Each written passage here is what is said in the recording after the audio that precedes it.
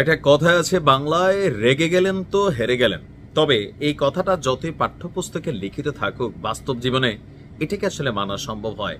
গোসা আসলে মা বাপ 14 গোষ্ঠী সহ দেশি বিদেশি ভাষা মিলাইয়া গাইলাইতে না পারলে অন্তরে কিন্তু প্রশান্তে মিল হয় না বা ফিলও হয় না। তবে আজকের ভিডিওতে আপনাদেরকে নিয়ে যাওয়ার আগে আমি এই চ্যানেলে মাঝে মাঝে ভিডিও আপলোড করি, এটাতে কিন্তু কন্টিনিউ দেয় না যে সাংবাদিক ইলিয়াস এবং রনির মধ্যে যে কনফ্লিক্ট কবে কখন থেকে কি ইস্যুতে শুরু হলো, প্রত্যেকটা নিউজ সহ দেশের যে রাজনৈতিক চলমান প্রেক্ষাপট, বিদেশি খবর, পুতিন কাকুর ফ্যান ফলোয়ার, ইরান ইসরায়েল, প্রতিটা নিউজই করছি। তো নিচে যে কমেন্টের লিঙ্ক দেওয়া আছে, নিচের কমেন্টে দেখেন, আপনারা যেখানে কমেন্ট করেন অনেক মানুষ কমেন্ট লিখেন, একটা টাচ করবেন, করার পর দেখুন পিন কমেন্টে লেখা আছে নতুন চ্যানেল লিঙ্ক। ওইখানে ক্লিক করার পরে এই নীল লেখাটাতে সোজা একটা নতুন চ্যানেল আসবে, নাইম কুরিয়া। সেখানে কিন্তু সাবস্ক্রাইব করে নোটিফিকেশন অন করে রাখতে হবে।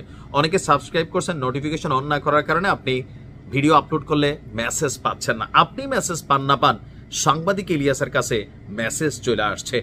বাংলা একটা কথা আছে, কোন নারীতে জয় আর কোন নারীতে ক্ষয়।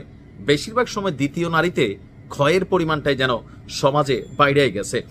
সাংবাদিক ইলিয়াসের কাছে যে এভিডেন্সগুলো পড়ছে বা যেটার ভিত্তিতে রনির পুরা মাইকা বাপ হয়ে গেছে, এই টোটাল কনসেপ্টটার ফুল যে এভিডেন্স, বক্তব্য, প্ল্যানিং, এটা কিন্তু দ্বিতীয় স্ত্রীর।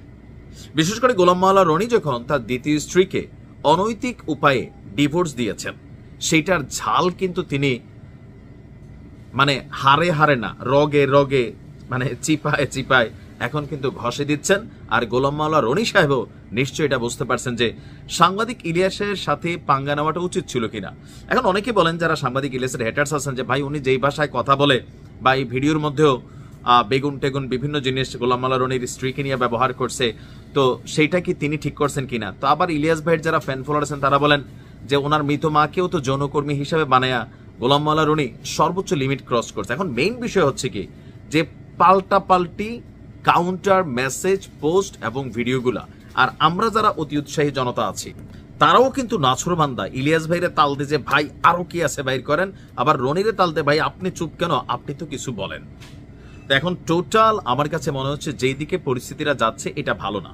নিশ্চয়ই ইতিমধ্যে গোলাম মাওলা রনি বুঝতে পারছেন, যেহেতু গোলাম মাওলা রনির অন্তর তো জানতো যে বিয়ের খবরটা সত্যি, ইভেন তিনি ডিভোর্সও দিয়েছেন, অন্য একটা সংসার থেকে তিনি ওই মহিলাটাকে বের করে নিয়ে আসছেন। মহিলাও লোভী, যদি ভালো হইতো তিনিও নিশ্চয় ওই সংসার ছেড়া গোলাম মাওলা রনির কাছে আসতো না। আবার গোলাম মাওলা রনিও একটা পাবলিক ফিগার ক্যারেক্টার, এরকম জামাই পেলে খারাপ কি, টাকা পয়সা আছে, সামাজিক মান মর্যাদা ইজ্জত আছে।